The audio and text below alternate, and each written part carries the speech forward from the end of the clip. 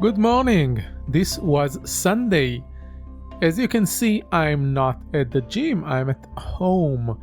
And this was because we had a holiday and I decided to do a workout at home instead of going to the morning workout at the gym, which when there are holidays is not part of the regular program, and I don't always like those out of schedule program out of program that they do, and beside that, when you have like holidays and half days and stuff like that, it kind of changes your schedule of what you do and stuff. So I just decided to stay home and during the day do some workout of my own. I will apologize about the quality of this video. For some reason I thought this will be enough lighting for the camera to capture good video, but apparently it didn't. Next time I will know better.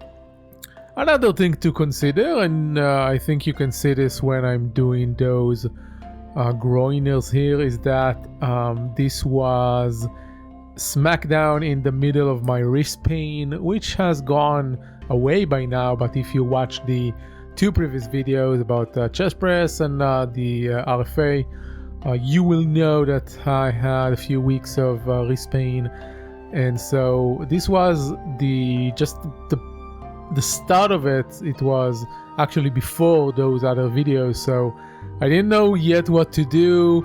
I tried to do those exercises and I put pressure on my hands, which actually was the wrong thing to do. I shouldn't have done that.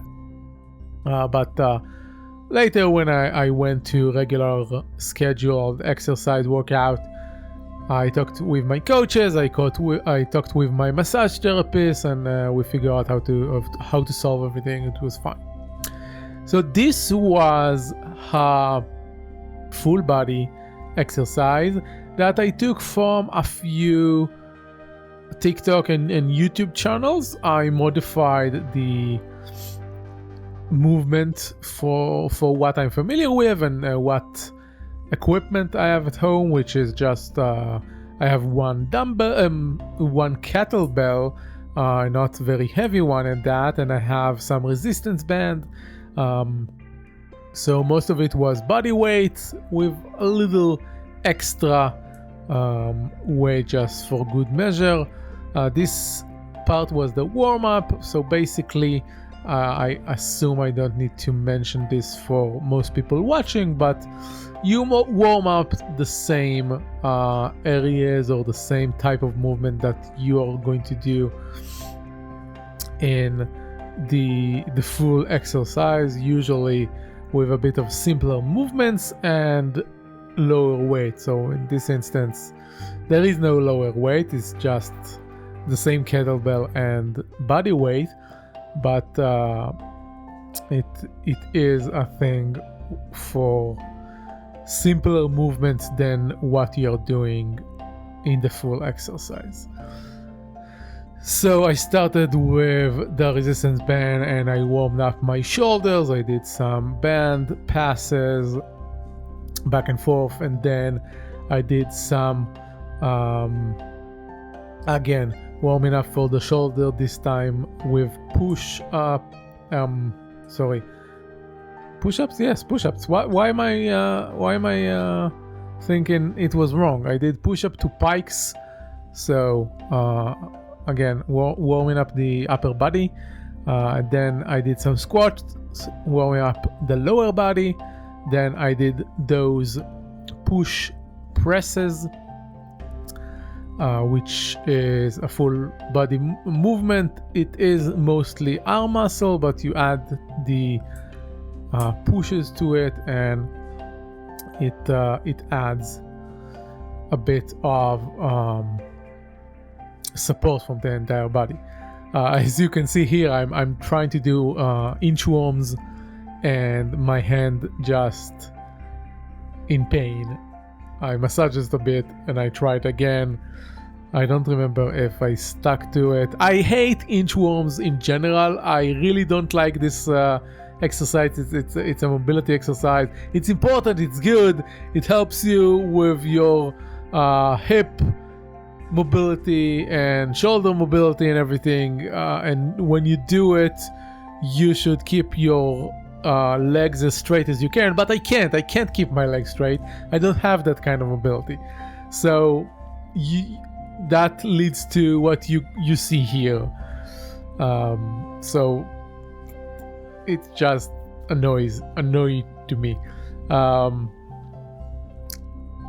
Here some shoulder taps. Again, it's to be honest, I'm not doing it properly here. I move too much. You should try to stay as stable as you can. It's basically a variation of a plank. You try to stay balanced while tapping across your torso, right hand to left shoulder and left hand to right shoulder. But I was in pain and I didn't off balance, and so it wasn't very good. And then I finished with some lunges. This is basically a variation of assistant lunges, so it will be easier than what I'm going to do in the workout itself. And now we are starting the workout. I did 4 sets of, I think, 8 to 12 from each exercise, maybe more for some of them. This is a Z press. It's one of the best ways to strengthen the arms for things like pull-ups and handstand push-ups and all kinds of things where you only use your shoulders and nothing else.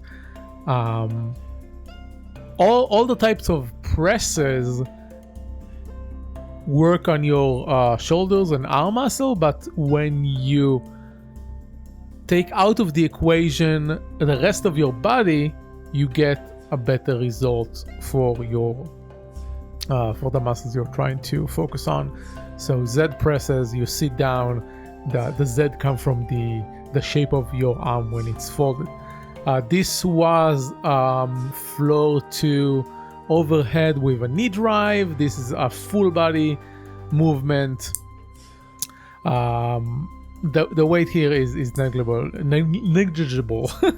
It's a 6 kilogram kettlebell and not really something that put a lot of strain on me. So it's mainly for the movement itself, moving your body, pressing forward with the knee to get this involvement of your entire thing. And here we get to the lunges, and I tried to do weighted lunges and I immediately gave up on that idea.